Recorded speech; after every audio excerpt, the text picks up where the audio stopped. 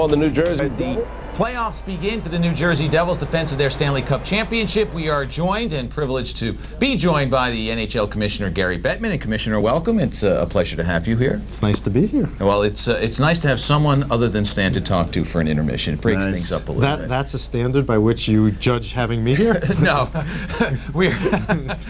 You are much higher in our eyes than just someone to sit between Stan and I. No, I meant the likability factor. Oh, the likability factor is much, much higher than Stan, but then again, truly most are. At any rate, you gave a State of the League teleconference earlier in the week, and you're very pleased with the way things went this regular season and looking forward to this postseason. Well, we had a great regular season. The flow of the game on the ice was simply terrific.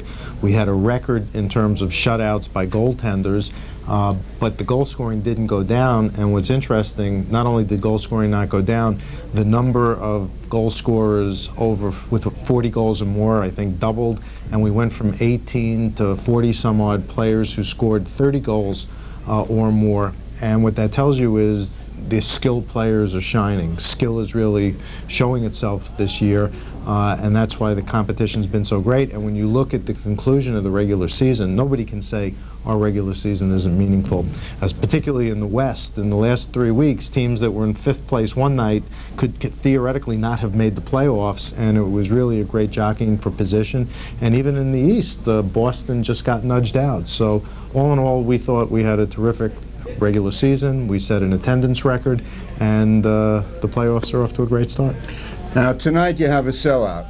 I'll bet you that about 90% of the people who are in the stands and who are watching are concerned about one thing, and that is the future sight of the team. Now, can you make any kind of guarantee to Devils fans that the team will be remaining in Jersey for a certain amount of time?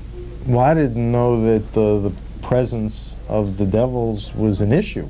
Well, the Devils have a lease that goes through, I think, since I was involved in the negotiation of it, through 2006 or 2007. I know Ray Chambers and Lou Katz and Yankees, Devils, Nets are involved in trying to finalize arrangements to build a new arena in Newark. And I think that's going to be great for both franchises that are currently here. I think it'll be great for the city of Newark.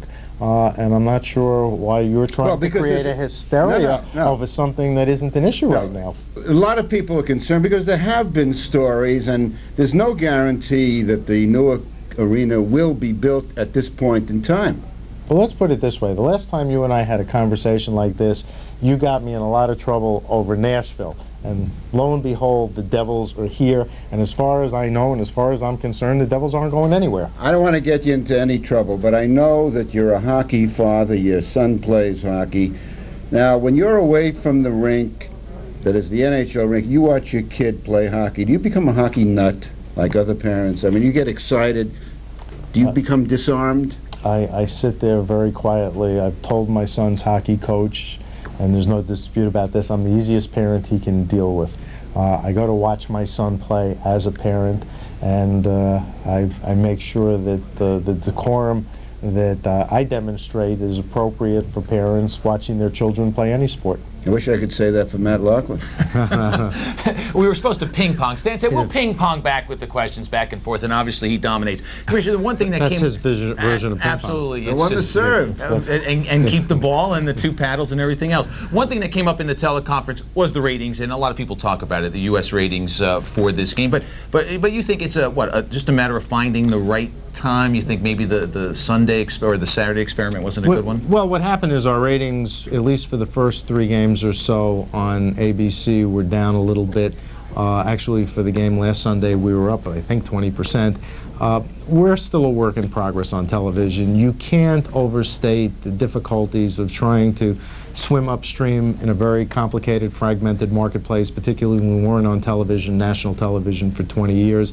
So we tried Sundays, then we moved to Saturdays. Less people watch television on Saturdays in the afternoon than Sundays. And we're going to continue refining it. The fact is, last year, our ABC ratings were 22% higher than our ratings were on Fox.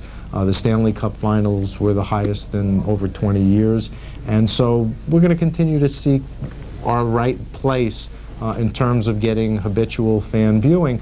at the end of the day, ESPN loves having us, ABC loves having us, Fox Sportsnet loves having us. We're great programming, we're great sports entertainment, both in the arena and on television, and I'm not worried about it. Canadian franchise is in good shape? You know, 4 out of 6 of them made the playoffs, despite the prophecies of doom and gloom. We're working very hard to make sure we keep 6 franchises in Canada. That's a priority for us. You cut me out. You won in overtime. I didn't know this was a contest. Of course. Commissioner, thank you for joining us, and good luck with the rest of the playoff run. They're underway, and the Devils lead 3-0 after 2.